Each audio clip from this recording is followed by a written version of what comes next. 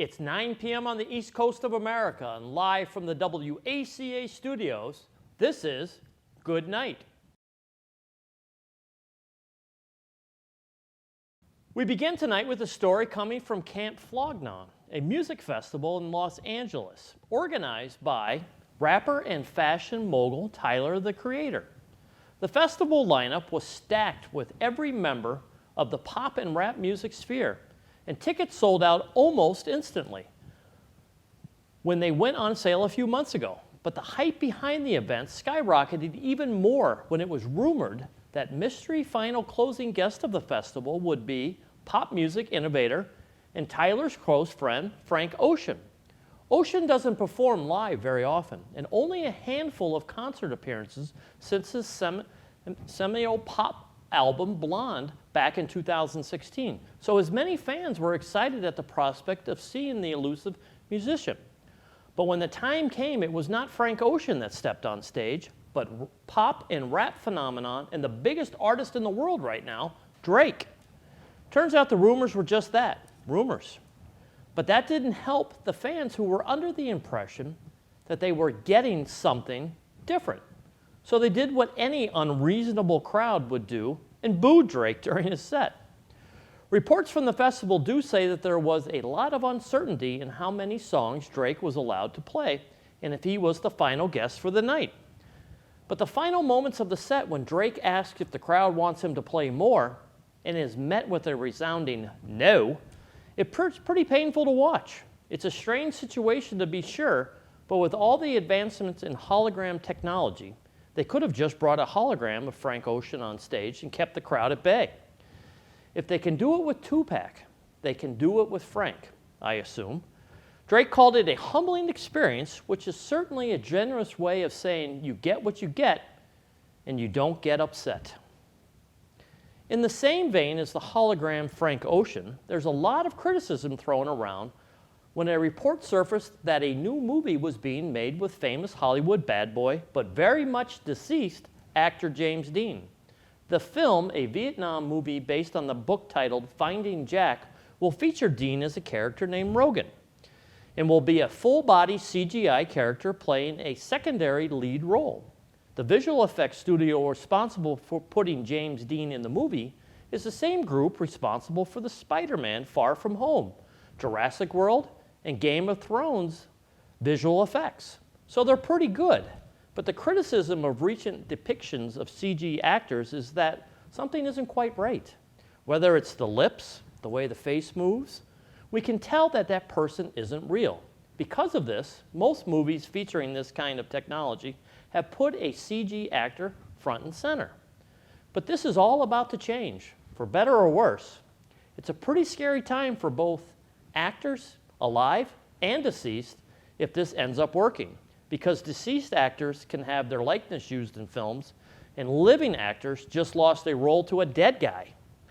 Could you imagine getting an email from a casting director saying, "We've searched high and low for the perfect character to portray the role of Rogan, and after months of research, we decided on James Dean"?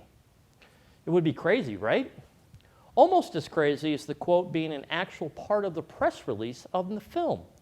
It's certainly a strange day for the film industry. Catch Academy Award nominee Bruce Dern signing paperwork as we speak, declining anyone to bring him back to life after he dies. In ridiculous news, much has been said about the overwhelming smog and air pollution levels in Delhi, India recently, with most air quality stations putting the danger of the air quality at severe. People are hurting, and the government has done a couple of things to try and mitigate the smog, but it hasn't shown any signs of letting up, so alternative measures may be needed.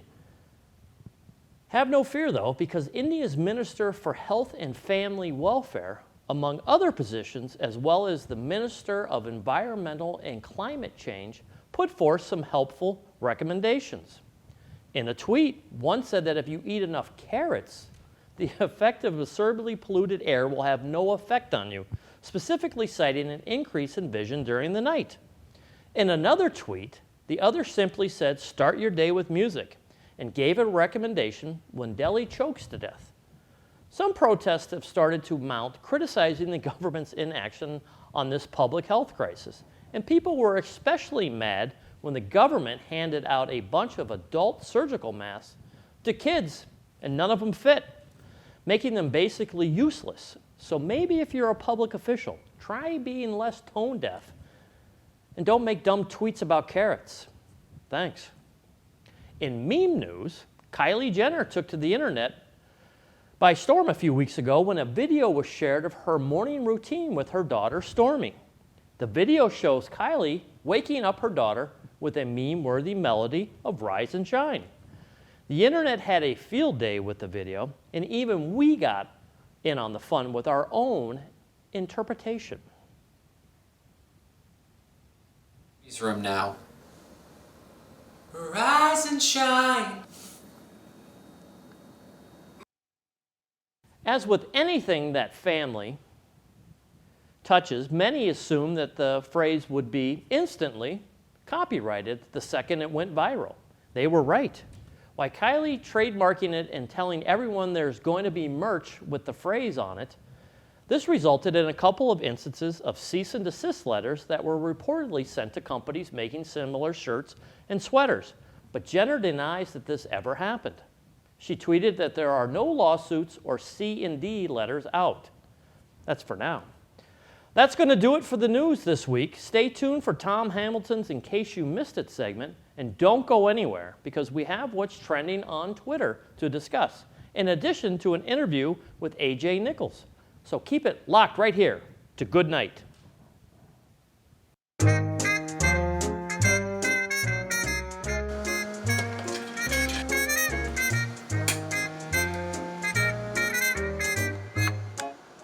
Hello and welcome to the fourth episode of In Case You Missed It, a segment where I briefly go over the most popular releases of last week in movies and TV.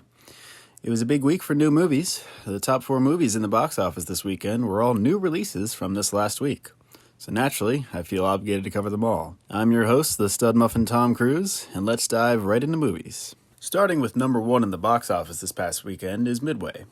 Released on November 8th, Midway features a main cast of Ed Skrein, Patrick Wilson, Woody Harrelson, Luke Evans, and more, but there's not enough time to cover them all. Directed by Roland Emmerich, who you may recognize as the director of Independence Day, Midway is about the Battle of Midway, a decisive naval battle that took place 6 months after the surprise attack on Pearl Harbor between the United States and Japan. Midway grossed a worldwide total of $17.5 million, and it wasn't released internationally, so it also opened at $17.5 million, finishing number 1 at the box office this last weekend. Midway received a 41% on Rotten Tomatoes, with critics admiring its special effects but criticizing the movie's screenplay, saying that the dialogue is overstuffed with exposition and that there are too many characters. Despite this, I don't think people see this movie for its dialogue. They go to see awesome action sequences and big explosions. There are some movies that rely heavily on plot and others on spectacle, and this is something that I think critics don't get. The special effects and action sequences of Midway are more than enough to make the movie worth watching, despite the plot. Moving on to number 2 in the box office this last weekend, we have Dr. Sleep. Released on November 8th, Dr. Sleep is based off the novel of the same name by Stephen King. Directed by Mike Flanagan, Dr. Sleep features a main cast of Ewan McGregor, who you should recognize as Obi-Wan Kenobi from the Star Wars prequels, Rebecca Ferguson, Kylie Curran, and Cliff Curtis. Dr. Sleep is a sequel to the iconic 1980 film The Shining, set several decades after the events of The Shining. Ewan McGregor plays Dan Torrance, a grown-up version of Danny Torrance, the little boy with psychic powers from The Shining. He's still traumatized by the events of The Shining, but he must now protect a girl with similar powers from a cult known as the True Knot, who want her powers for their own selfish reasons. Dr. Sleep has grossed a worldwide total of $34.1 million, opening to $14.1 million, finishing second in the box office behind Midway. Dr. Sleep received a 75% on Rotten Tomatoes, with critics saying that it forsakes the elemental terror of its predecessor for a more contemplative sequel. Mike Flanagan does an excellent job blending Stephen King and Stanley Kubrick's work, since the Shining movie and book had several differences between them. Flanagan was challenged with adapting Dr. Sleep while also staying consistent with the alterations in The Shining. If you're a fan of The Shining, you should absolutely watch Dr. Sleep. Moving on to number 3 in the box office is Playing with Fire. Released on November 8th, Playing with Fire stars WWE star John Cena, Keegan-Michael Key, John Leguizamo, and Brianna Hildebrand. Playing with Fire is a family comedy directed by Andy Fickman, where a crew of elite, smoke-jumping firefighters rescue a trio of kids from a fire and are forced to take care of them until they can find their parents. While they are expert at dealing with fires, they find that taking care of 3 kids may be more difficult than putting out fires. Playing with Fire has grossed a worldwide total of $15.3 million, opening to $12.8 million, finishing number 3 in the box office this weekend. The film received a 23% on Rotten Tomatoes, which I think is a little too harsh. Sure, the plot is a little formulaic. You have a tough guy who is thrust into a father figure role for estranged and misbehaved children. There are dozens of movies that can fit that description. But those movies keep getting made because people who like those stories enjoy them. So forget the critics. Fans of family-friendly comedies such as this, and parents especially, will love this movie. Moving on to TV shows, on November 3rd, HBO premiered its new fantasy series, His Dark Materials. The show features a main cast of Daphne Keane, who you may recognize as Laura from the movie Logan, Archie Barnes, Kit Connor, and Tyler Howitt. And while that's the top billed cast, I'd feel remiss if I didn't also mention James McAvoy, who you probably recognize from a lot of stuff. His Dark Materials is a show based off an epic trilogy of fantasy novels by Philip Pullman. Now I know what you're thinking. Here we go again with HBO adapting a series of fantasy novels. Well, I have good news for you. Philip Pullman has already finished the trilogy of books the show is based off of, so the show certainly won't have any disasters like the ending of Game of Thrones. The premise of the story is that of an alternative world where all humans have animal companions called daemons. In this world, magic, science, and theology are all intertwined. Lyra, the protagonist, is an orphan who lives with scholars at Jordan College in Oxford. The story begins as she is searching for her missing friend and discovers a sinister mystery. His Dark Materials has a 79% on Rotten Tomatoes, with critics praising its visual splendor and exceptional performances, but saying that it could use a little more magic. Personally, I think this show will be fantastic. HBO is usually a slam dunk for TV shows, as their standard for TV shows are almost at their own format, somewhere between the big and little screens. It's already been renewed for a second season, so if you're a fan of epic fantasy stories, you should absolutely give this one a watch. Last but not least, the other TV show I want to cover this week is Back to Life. While it already premiered overseas on April 15th, the show premiered in the United States on Showtime TV on November 10th. Back to Life is a British comedy drama starring Daisy Haggard, Geraldine James, Richard Duran, and Liam Williams. The show follows Mary Madison as she returns to her normal life in the small English coastal town of Hythe, Kent, after serving an 18-year jail sentence for murder. While rebuilding her life, she befriends Billy, a nice man who is taking care of her elderly neighbor next door. The series does a good job of focusing on Miri as she struggles to come to terms with her past while also attempting to rebuild her present, which is made ever more difficult by the fact that the people of her town ostracize her for being a murderer, though her disposition makes it hard to believe she could have done such a thing. The series has a 100% on Rotten Tomatoes so far, though with only 19 reviews, so take that with a grain of salt. Ultimately, I find it easy to empathize with the main character because we've all done things that we regret, and sometimes it can be difficult to move on from them even after we've learned lessons from those mistakes. I think this show will give you some thoughts to contemplate in between the laughs it provides, so be sure to check it out on Showtime TV. Before we close out the show, here are some notable returning shows from last week. Rick and Morty, Season 4, Shameless, Season 10, She-Ra and the Princesses of Power, Season 4, and Little Things, Season 3. If you're a fan of those shows, they returned last week, so be sure that you don't miss them. That'll do it for this week's segment of In Case You Missed It. Be sure to tune in next week to catch up on all the popular releases of this week. And there should be a lot because Disney Plus is coming out tomorrow. Until then, I'm your host, the Stud Muffin Tom Cruise, and keep it locked. It's a good night.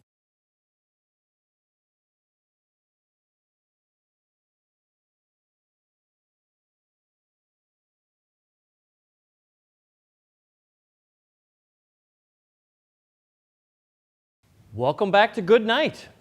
We're joined as always by Stud Muffin Tom, and a new addition to the Trending with Twitter segment, Captain America Chris. There you go. What's going on, guys? Not much. Another interesting week on Twitter. Yeah, as always. Connor back in the studio. What's the first item they're going to start with? Scoob. I was joking with the guys before we went to film tonight that way too much information file here, but back in the late 70s and early 80s, just outside of Cincinnati, Ohio, in Mason, Ohio, I worked at an amusement park known as Kings Island. and I was known to wear a Scooby-Doo costume for many days and traveling around. So I am a Scooby-Doo expert. As you guys know, the Scooby-Doo new animated movie's coming out. What are you guys' thoughts? Yeah. I can't wait. I'm looking forward to it. Are I was you? always a big fan of Scooby-Doo growing up. Yeah. I watched the trailer before I came tonight, and I have mixed feelings. It's like when they redo like anything from your childhood. Right. That's true. Right. They Like could mess it up. I have very fond memories of like Scooby-Doo always being on Cartoon Network Yeah. like every day in the summer, and like those movies being on all the time.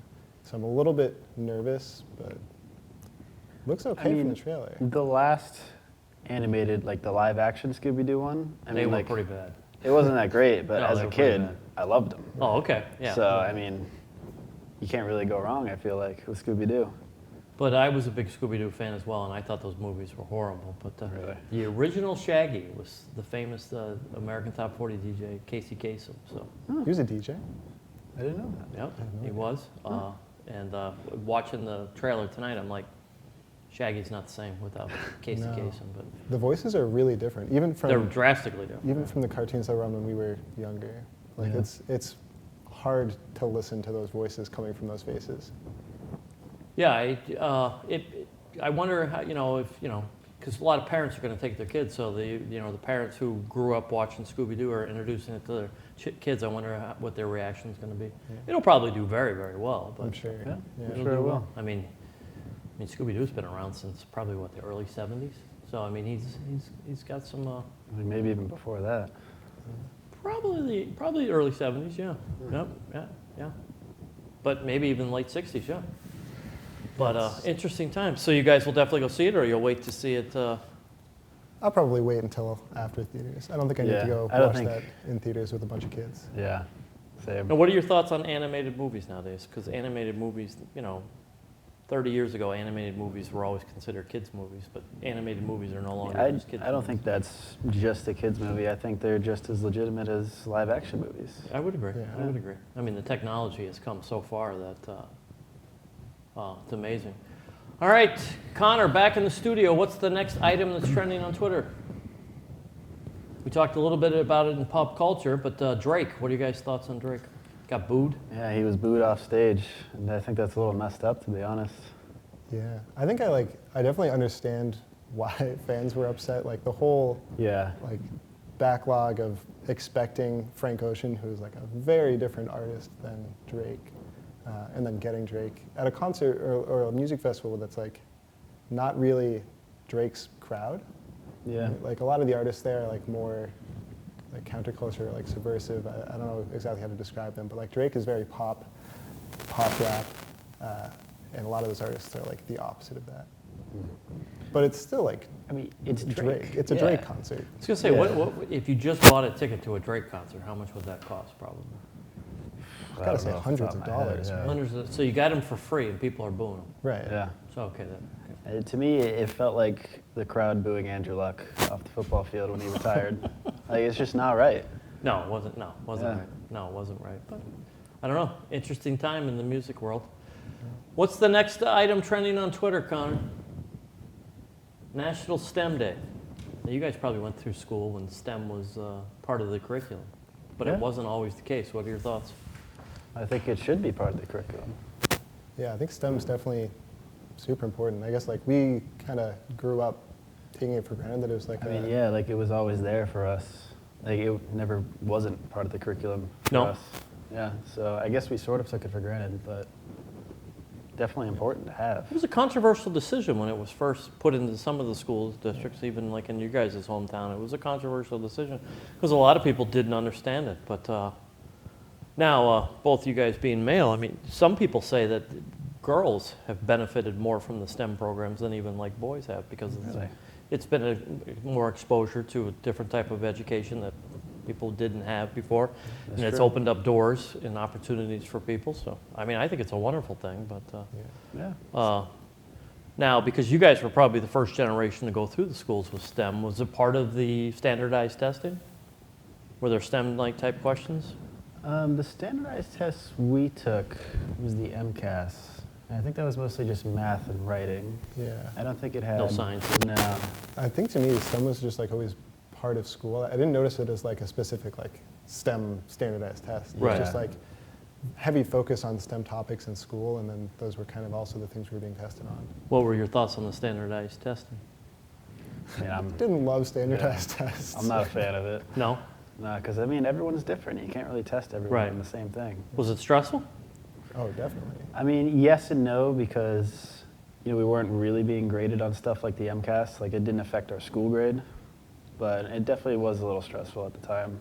Well, were you guys the generation where if you didn't pass it, you couldn't move on?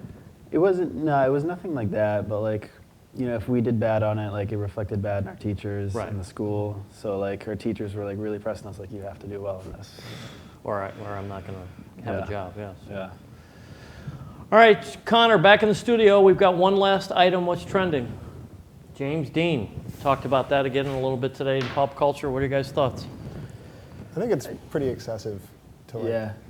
completely create a dead I don't think I like actor. it. Yeah, I really don't. I don't think I like it. It's okay for like a side character, but like for like such a front and center role that they would have him be playing, I think that's a little weird. As we talked about in pop culture, do you guys see the latest Star Wars movie when they had Carrie Fisher in it? Yep. She did not look like Carrie Fisher at all. You don't think so? No, when she was the young Princess Leia, Yeah. I didn't. Oh, I I didn't thought it think looked so. pretty similar. I thought. Did yeah, you? pretty I thought it good. was I thought creepy it looked looking. pretty good. A little creepy. You could definitely tell that See, it wasn't and that's, I real. think Yeah. maybe that was more. I was more creeped out by it than I was like actual look at it. I mean, So when you saw the movie, did you know beforehand? I did not. So I did not. So when I first so you saw could it, tell it looks wrong. Yes, when I first saw it, I knew. So you knew that it was going to happen. I didn't know that, and I thought when I first saw it, I was like, oh, maybe like they had some unused footage or something Right. that they put together. Well, this new So film it that's fools coming you. out right before Christmas time is going to be interesting because Yeah. she's going to be featured in it quite a bit, and she's been dead more than 2 years now. Yeah. Yeah. So it's going to be interesting to see how they make that all work. But you guys familiar with James Dean work? I mean, he was a very famous, iconic actor. Not really. I mean, I know who James Dean is, but like, I don't think Yeah. I've ever seen I'm pretty much in the same boat. any of his work. I mean, do you Yeah. think it's interesting that it's going to bring it back to a new generation? People will be talking about it, or are you guys just kind of like whatever? I think wait it's like and see. it's interesting that the technology has come far enough that they can do this. Like, this is affordable for them, I guess. But Yeah. Mm-hmm. I don't know. I don't think it's good for the film industry. Well, you know a lot about technology and film and everything. Is it expensive to do, you think? Or is it pretty easy? I mean, I don't know the numbers off the top of my head, but I would imagine it's very expensive. To I do would something imagine like it's that. extremely expensive Yeah. to do, yeah. And to make sure it looks right and everything like that. Yeah. Well, that's going to do it for another edition of What's Trending on Twitter. We want to thank Chris for taking the opportunity to join us. Hopefully he'll be back again next week. We didn't scare him away. And Tom, as always, guys, thanks. When we come back, we're going to have an interview that I think everybody's going to want to pay attention to. AJ Nichols is here, and we're going to be talking about it right here on Good Night.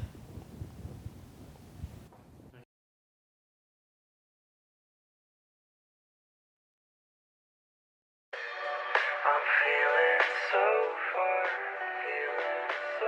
far from what I'm seeing. Too fast to outrun, ignoring what I've done. I've lost what I was seeking.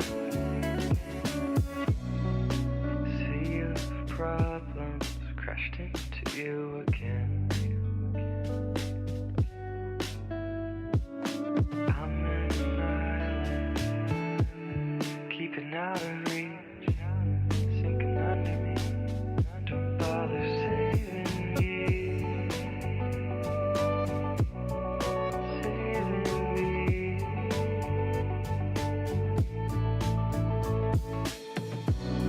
I'm feeling so far from what I'm seeing. Too fast to outrun, ignoring what I've done. I've lost what I was seeking. I'm feeling so far from what I'm seeing. Too fast to outrun, ignoring what I've done. I've lost what I was seeking.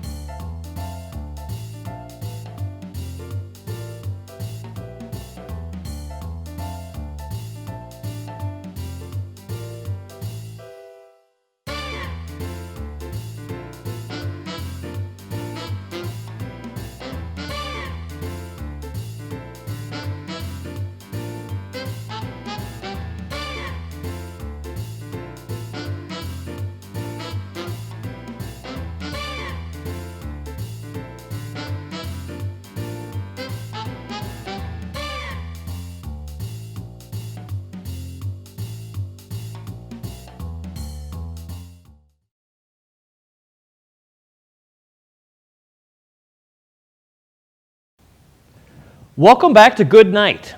Our next guest is AJ Nichols, who I got to know through the podcast on Barstool Sports known as The Kirk Minahan Show.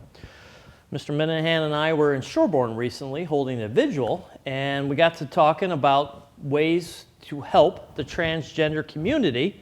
And AJ went on Kirk's podcast just last week and talked about it, and we were so excited about it, we wanted to continue the conversation. So AJ, thanks for coming and joining us here tonight. Thank you for having me. Well, it's an honor to have you here. So let's talk a little bit about your story and how you got to be where you are. You originally grew up in Bangor, Maine, right? Yes. And you're a student at Northeastern, Yes. okay? And you're a transgender. I am. I'm a transgender Okay. woman. Let's talk a little bit about that. Talk about your story and, how you got to be where you are today. Of course. So originally, I didn't know when I was growing up. I know a lot of people think that people have to know when they're like 2 or 3 and be really like, this is me, like in full, like wearing your mom's dresses, clothes, everything. But I had a very masculine childhood. I had a twin brother, so I didn't have a lot of resources, and I played sports. I, was always hanging out with the other guys, so I had a very masculine childhood. But the only thing that I knew off the bat was different about me was that I liked guys. So And how early in your life did you realize that? I must have been 6 or 7. I remember some of my earliest memories are, like having crushes on like TV characters or like, Okay. yeah. So, and then when I started growing up through middle school, I kind of watched how men were supposed to act in the world, and I thought, oh, I'm supposed to, have girlfriends, and like if I want to be friends with a girl, it means that I need to ask them out, and like, you know what I mean? But I never actually was like interested in them. I just really wanted to get to know them and be friends with them. So, I think all the girls would kind of figure out after a while that I wasn't like super interested. Mm-hmm. Hopefully they didn't take it personally, because obviously I was working through a lot. But by the time I got to my freshman year of high school, like all those feelings had kind of bubbled up to the surface, and I was like, I'm gay. Okay. So let's kind of set the table here, because I'm closer to 60 than I am 50. Okay. I have kids your age. And I'll say it, back in my day, nobody I knew was as courageous as you, okay? Because I don't think people could be as brave and as candid as you. So I applaud you for that. Thank And it's got to be difficult, but it's also got to be rewarding for you as well. And I grew up in the Midwest, very conservative type guy. Some people say I'm a stunt double for Vice President Pence, which probably Vice President Pence has some issues with it, or probably have some issues with this conversation, but that's his issue to deal with. Like I said, when I was a kid, nobody talked about this subject. But the one thing that really grabbed me from your interview with Kirk, you're a person. And that really stood out to me, and I was really impressed by you, the way you've handled the situation. So understand that I'm a very naive man when it comes to this conversation. Okay. So you were born identified as a male, right? Yeah. Is that the proper way of saying it? Yes. And please Assigned male at birth. Assigned male at birth. Yeah, so like the doctor pulled me out and was like, yep, Okay. throat blue, and And you said you had a twin brother. I did, yes. Okay. Okay. Yeah. So they wrote down on the birth certificate, Yeah. boy. Okay. Yeah. Okay. And you knew early on that you probably were gay, or at least were gay. not interested in the opposite sex, right? I knew I was at least interested in guys. Okay. When I was really young, I didn't do a lot of self-reflection, so I wasn't really concerned with my identity growing up. So my identity was whatever I was interested in. Like when I was really little, I would be like really interested in like growing plants and like teaching my friends about them, or like rocks and like, you know what I mean? So like that, I became like, I was also like accelerated in classes. So I became like the smart kid. Okay. That's So, not a bad thing. that was my identity, and I kind of carried through just like the identity of whatever I was interested in or whatever people saw me as. I wasn't actually looking at the mirror really hard. Now, I heard you tell Kirk that, your parents kind of knew. It wasn't a surprise to them when you told them that you thought you were gay. Yeah. So how did your parents react to that? To being gay or Yes. being trans? No, because To we'll get to being that. gay? Yeah, to being gay. You said they kind of knew. Yeah, it wasn't a surprise to them. I think they had seen me, I think maybe they claim that I've had conversations with them when I was really little, talking about liking guys. I know they probably saw me looking at guys when I was growing up. I was always really interested, just really engrossed with men. So they weren't surprised, and it was honestly very comforting to knowing that I had their support right off the bat, because even coming out as gay is scary. Oh, sure, I would lots of imagine. gay people. I mean, less now recently, in recent times, which is very good. But 10 years ago, people were getting kicked out left and right. And when did you, what age or grade did you, finally say, okay, yep, this is what it is, I am gay? Right before my freshman year of high school. Right before, so. 15, when I turned 15. I mean, it's difficult just being a 15-year-old in any capacity with puberty and peer pressure, and now I imagine with social media, it's even more daunting to be 15, no matter who or what you want. So once again, courageous. Thank So you. your parents knew. So you went through basically all of high school identifying as a gay person. Yes. So how did you go from, and once again, excuse my being naive No about worries. this, is you were gay, but now you're trans. So walk us through that transition right there. Of course. So it made sense to me who I liked. Okay. When I got into high school, I was interested in having boyfriends. I grew up in a very, very small town. My school was like 500 people. So there weren't a lot of people to talk to because the community is really small. So I didn't really have any in-person relationships. But it made sense in my mind that I liked guys, and I embraced that. I told some friends. I wasn't out. I was still very masculine at this point, so people still thought I was straight unless they really knew me personally. You were still playing sports and. Oh, yes. I was playing sports. And did you enjoy that all along, the athletic events, or did you do that just to fit in? At that point, it was about fitting in, and there's so much pressure to feel like you need to have friends. And I came from a very athletic community, so I felt like I needed to be good at sports to be liked, especially among my friend group. But the more I got into high school, the less and less I felt like I was fitting in with the guys, and obviously I was figuring all these things out. So when I came out as gay to my parents, I was afraid I was going to lose my friends in sports, or that I wouldn't be accepted on the soccer team because I wouldn't be able to change with, you know what I mean? Sure, It got right. very scary for me. I got very, very quiet about it. Now, when people finally found out, how were people kind, or were the typical teenage boys, were they kind of abusive, or was it mixed? Well, the funny thing is I didn't tell. There were I only really told friends who were girls who Okay. knew. I didn't actually come out officially as gay in high school, and it kind of fell under the whole transition. So, up until my senior year, which is when I officially came out as transgender, people still thought I was a straight guy. So you actually came out as transgender while you're still in high school? Yes.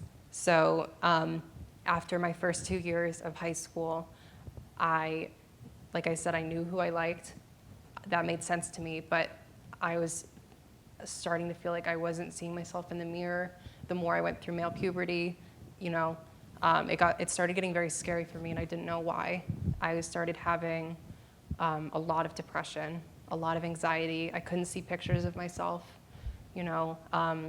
self-harm thoughts, suicidal thoughts. I was just losing my way, So who did you talk to? Everybody needs somebody to talk to, and Oh, yeah. everybody needs a support group. Your parents, were they supportive and helpful, or was it something you felt comfortable talking to them? Because I would understand at that age you wouldn't be. I didn't. I was afraid yeah. to tell my mom I had a girlfriend, you know. One, she probably wouldn't believed it, but but two, I was, you know, there's just things you don't feel comfortable talking to your parents about, even though they love you and support you. But so who did you talk to? Who helped you through those deals? I would talk to my good friend Kate, who was like a really good friend to me in high school. She kind of knew. She started to see some signs that I was starting to try to play feminine. I would like draw myself with long hair, and like at one point we were at this conference, and she was like, "I think you might be trans. Have you ever thought about that?" And I had no exposure to what transgender meant. So I'm going to show my naive old man syndrome here again. The difference between being gay and being trans is? The difference is, so there's a difference between gender and sexuality. Mm-hmm. Gender is who you are, who you see in the mirror. Okay. Sexuality is who you go to bed with. That's a very good, yeah, okay. So for me, I knew who I wanted to go to bed with, but I didn't love myself. And I was like, I didn't see myself in the mirror. Well, see, I think that was the thing that stood out to me the most when you did the podcast with Kirk. Okay. Is I could hear, you and you just said it right now, you didn't love yourself. And that, to me, is the concerning part. That, why didn't you love yourself? Because your body was rejecting who they were? Your mind thought you should be somebody else? What is it? Because I believe everybody should be happy. You Yeah. know? It's like, it's scary. Take your time. You're doing great. The further I got into male puberty, my voice was deepening, and it was scaring me because I didn't know why, and it didn't feel like it was. My mind was like, no, it should be higher. Why is it going deeper? You know, I developed a really bad stutter, and I stopped wanting to talk to people. You know, I was by my middle of my freshman year, I was like, I had a really bad stutter. At the same time, like, I was very muscular and bulky before I started transitioning, so I was growing a lot from playing sports, and the bigger like my chest and biceps got, the less I wanted people to see me, so I started wearing sweatshirts and jackets every day to school, like to cover those parts of my body. And like the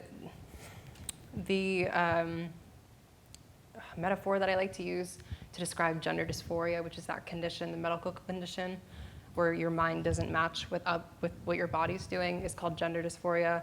I like saying it's like you're wearing like 8 sweatshirts, but you can't take them off, so you just feel like tight and strangled all the time. It's the muscle. Like my brain was rejecting the muscle, all the muscle growth, and you know, the facial hair, everything. So, yeah. So, to look at you now, sit there and say, that's a pretty girl. Thank you. How did you go from being a muscular jock guy to where you are now?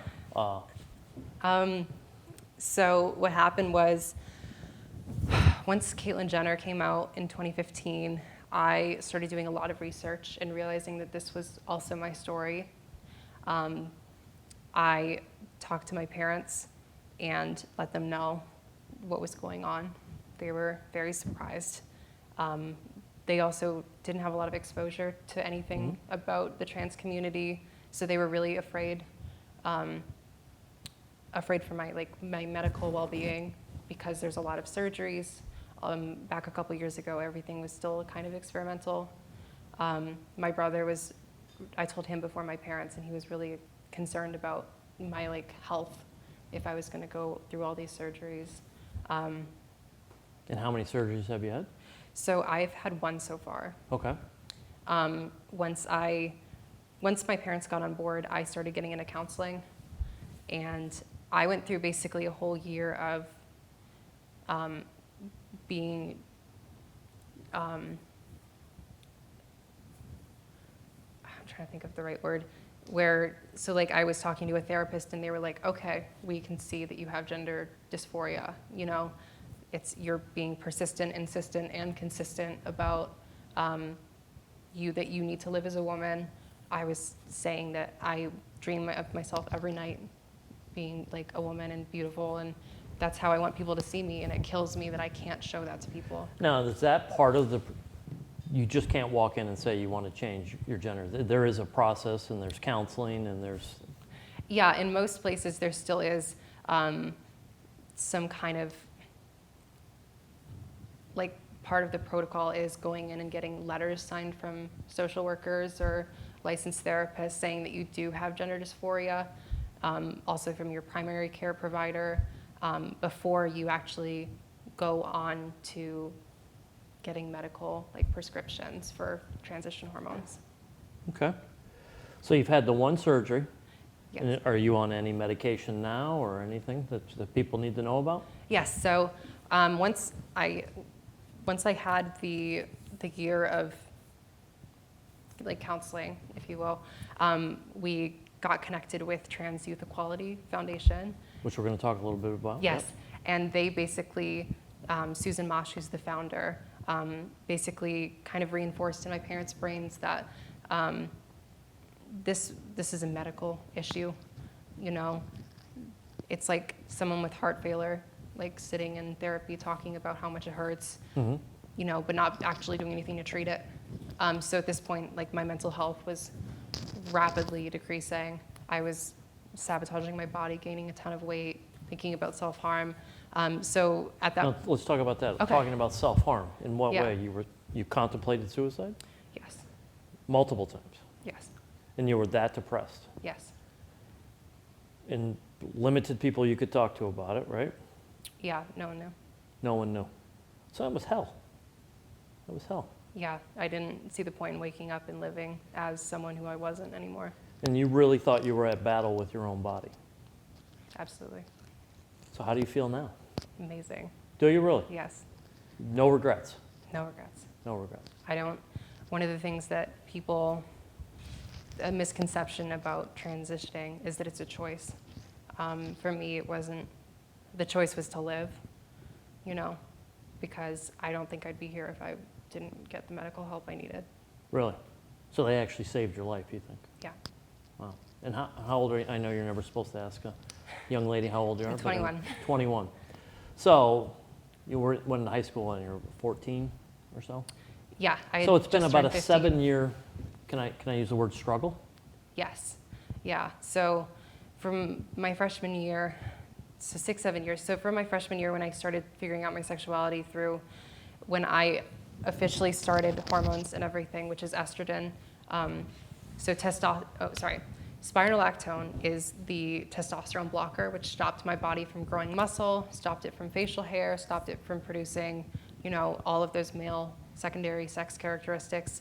And then I introduced estrogen, which basically it helps reduce my muscle mass. It does fat redistribution. So previously I carried a lot of weight in my upper body. That shifted down to my hips. I had breast growth. It helped with my hair growing out.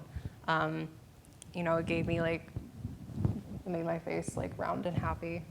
And then, Now, do you have to take that for life? yes. For the rest of your life? you Yeah, have to my take body it. doesn't naturally produce estrogen. Right. But after I started taking those hormones, like a year or two in, I had an orchiectomy, which is castration, so that my body wouldn't be able to produce testosterone anymore.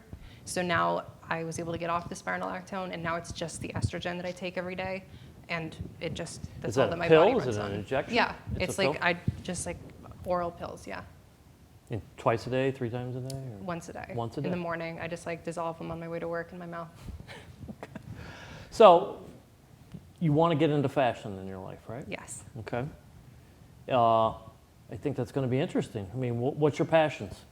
So around that time when I was really struggling in high school, I started getting really passionate about clothing design. I asked my grandmother, who was a seamstress a long time ago, how to sew, and she got me started hand sewing. She taught me how to use a sewing machine, and she taught me how to use patterns and, like, start to make clothes. And that was so fascinating to me because part of the reason was I didn't feel like I could control what I looked like as a person, but I felt like with fashion and my clothing, I could kind of add layers that helped me express myself. You know, so I really, really wanted to make clothes that I couldn't find in stores that, you know, would represent me. So And there's a need for that. Absolutely. So like unisex clothing, it's not designed to, in terms of style and size, or size somewhat, but more like style. It's not designed to be for men or women specifically. It's meant to cover a broad range of sizes, but also have styles that can kind of be worn by anyone, regardless of your gender expression. Well, I think that's great. I think Thank that's you. great. I'm actually wearing a piece I made today. It's a beautiful piece. Very nice. Thank you. So you go back home to Maine, right? And you run into somebody you went to high school with. Do they recognize you? No. Is that uncomfortable? Yeah. I was working at a job this summer where there was someone who I played soccer with back when I was in early high school, and had no idea who I was. I was a different person. And you just kind of played along, or? I played along because But you know what? That's okay, because like every once in a blue moon, I'll get somebody from high school that'll like send me something on Facebook, and yeah, if I haven't talked to you in 30 years, there's a reason. So like, don't worry about it. I mean, your high school life will fade away, just like everybody else's. Absolutely. Everybody else's.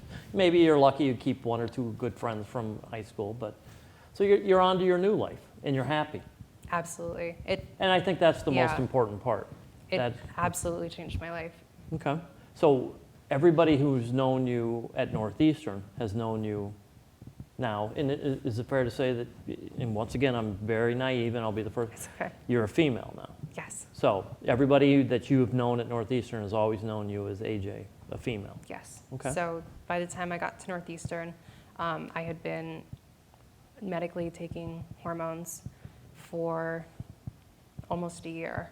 So by that point, the physical changes in my hair growing out had caused so much change that I was unrecognizable from where I was like my junior year. So, and in a sense that like people just saw me as a woman. So I showed up and I introduced that's what you are. myself as AJ, yeah. And that's great. Thank you.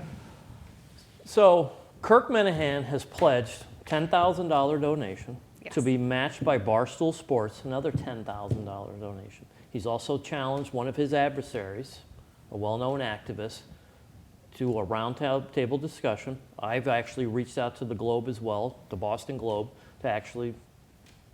to increase the awareness for this. So potentially, we could be talking about a sizable donation to your foundation, the foundation that you're with, and I want to make sure I get this right, the Trans Youth Equality Foundation. Yes. Talk a little bit about that. So the Trans Youth Equality Foundation was, you know, it kind of became a second family for me when I was really struggling, when I was still living in Maine, when I was just starting to, you know, my parents were on board with everything. We were doing research. I knew like maybe one or two other people who were transgender in my town, and they were both not medically taking hormones or transitioning or changing their names with the school at that point, or, you know, I didn't know anyone who was going through that full process. So through one of my counselors, I was recommended to them where they have a weekend retreat where you can go and meet all these other kids who are going through the same thing that you are. And I hadn't started transitioning at that point. So when I got there, I was just amazed to see, you know, how amazing these kids' lives were now, because they had gotten the help they needed. They looked amazing. They looked like they should always look. You know what I mean? How you see yourself inside, like it was on the outside for them, you know? So a $30,000 donation, how many lives are we talking about here? I mean, if we could save one life, that's important, but $30,000 donation would change multiple lives, right? Yeah, because one of the things that they do is if kids can't afford to go, they give scholarships, you know, and that could be the difference between a kid making friends and having that support system and getting connected with resources that will help them medically transition, and, you know, counselors, therapy, like everything, like even just the support group within Trans Youth. It's life-changing. So what do you still do to help the community? Do you go back and counsel, and I do. you're available? I do, yes. So I did 2 camps on my own as a camper Then I aged out when I turned 19 and I went to college. And I really wanted to give back because my life had changed so much since they helped me. And it was because of them and my parents that I was able to keep living and do as well as I was able to. So this past summer, they asked me to come back as a camp counselor. And I got to go back and meet with all these kids who honestly were terrified. They were looking ahead at these steps that I went through, and they were like, how did you do it? Like, how do I do it? How do I get my parents on board? How do I get the support I need? You know, and I got to make these amazing relationships with them. Really just be that friend, that big sister they need. I think. And where's the foundation based out of? So right now it's based out of Portland. The founder lives in Bangor, so they kind of go back and forth. But they have people everywhere who are always helping. Because we'll tweet out and we'll tag it to this. But I think this is an important thing, and we have to increase the awareness of this issue because Thank you. the fact that I hear that you were in so much pain, and now I hear that you're happy, that's all that matters. Thank That's you. all that matters. You've got to be one of the bravest people I've ever met. I think you've got to be commended. I also got to give a shout out to your parents because I'm sure that times were tough, but I think you've got some great parents. And The statistics of having supportive family members drastically improves it reduces suicide rates. It gives you the support system. It gives people that feeling of connection. Good. So to wrap it up, because we never have enough time here, what more can people do? What more can people learn? And your closing thoughts. Definitely. Please check out Trans Youth Equality Foundation on their Facebook page, on their website. You can learn more about how you can help. You can make donations on your own. And please just, I hope my story helps people understand that trans kids are really vulnerable and they need people's support in the schools, in the workforce. It's so crucial that we're supported and, that people are there for us. Well, I got to tell you, like I said, you're one of the bravest people, and it was a pleasure to meet you. Thank you. Anything Thank you for we can having do me. to help you, I think we've got to keep promoting this. And Kirk's adversary needs to step up a little bit to the table a little bit. And I'd love to have a conversation with him. And you've offered to moderate that conversation. Yes. Okay. Well, let's make it happen. All right. Thank you so much. This is AJ Nichols. Very impressive young lady. Thank you. And we'll be back right here on Good Night. Thanks for tuning in to Good Night. We'll be back next Monday at 9 p.m. live on YouTube. Also, thanks to Tom Hamilton for his In Case You Missed It segment, and Chris for showing up to Trending Tonight. And be sure to check out the Trans Youth Equality Foundation, and have a great night.